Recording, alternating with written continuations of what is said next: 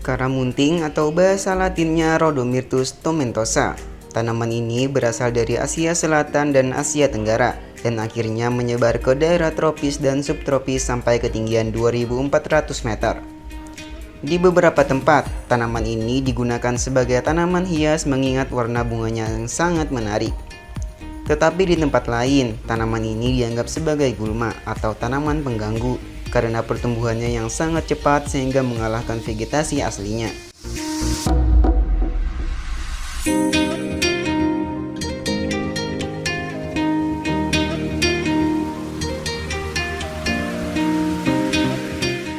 Karamunting merupakan tanaman liar berkayu yang termasuk ke dalam famili Myrtaceae atau jambu-jambuan. Di beberapa daerah dikenal dengan nama yang berbeda-beda. Di Pekanbaru disebut dengan kalamunting, di Sumatera Utara dikenal dengan nama haramonting, dan di Jawa Barat dikenal dengan nama harendong sabrang. Karamunting tumbuh liar pada tempat yang mendapat sinar matahari yang cukup, seperti di lereng gunung, semak belukar, atau lapangan yang tidak terlalu gersang. Tumbuhan ini biasanya ditemukan sampai pada ketinggian 1650 meter, mempunyai pertumbuhan yang cepat dan dapat mencapai ketinggian 4-12 meter. Buah karamunting berbentuk lonjong dengan ukuran panjang 1-1,5 cm.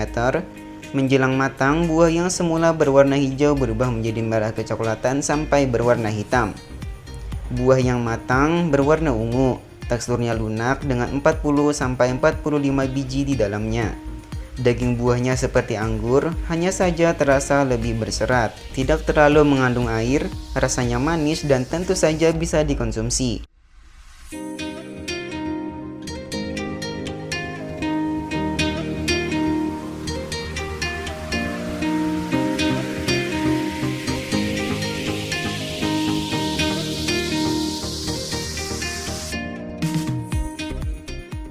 Mungkin masa kecil kita punya nostalgia dengan buah ini. Berburu buahnya sewaktu kita masih kecil merupakan sebuah kesenangan tersendiri. Bagaimana tidak? Pohonnya yang hanya setinggi orang dewasa tidak perlu memanjat untuk mendapatkan buahnya. Dengan hanya berjinjit sedikit, maka buah karamunting pun sukses dipetik.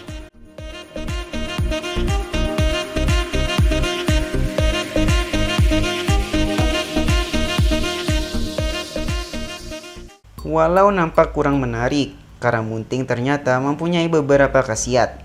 Ekstrak antosianin dari buah karamunting mempunyai aktivitas antioksidan yang kuat.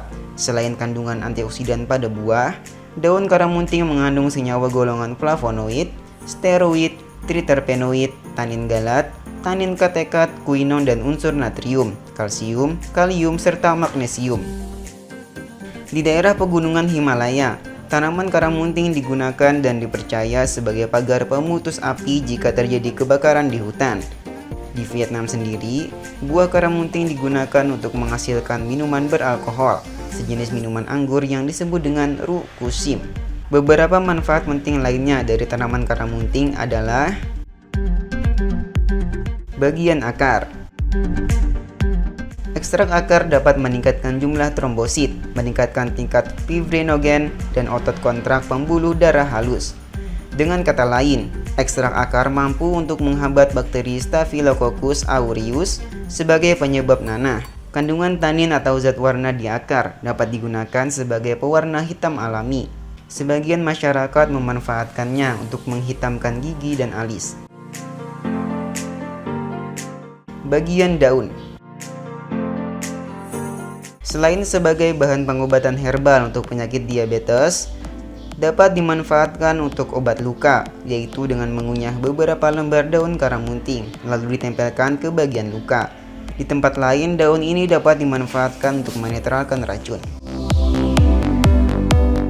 Bagian buah. Apabila dikonsumsi mempunyai efek hemostatik dalam saluran pencernaan bagian atas, dan melawan metrorhagia penyebab pendarahan pada wanita. Kandungan buah ini mampu meningkatkan hemoglobin, jumlah sel darah merah, dan juga meningkatkan antianoksik. Karamunting sendiri sudah diteliti secara luas, diantaranya oleh Universitas Pertanian Cina Selatan di RRC, Universitas Groningen di Belanda, Universitas Prins Songkhla di Thailand, Institut Teknologi Bandung di Bandung dan Universitas Andalas di Padang.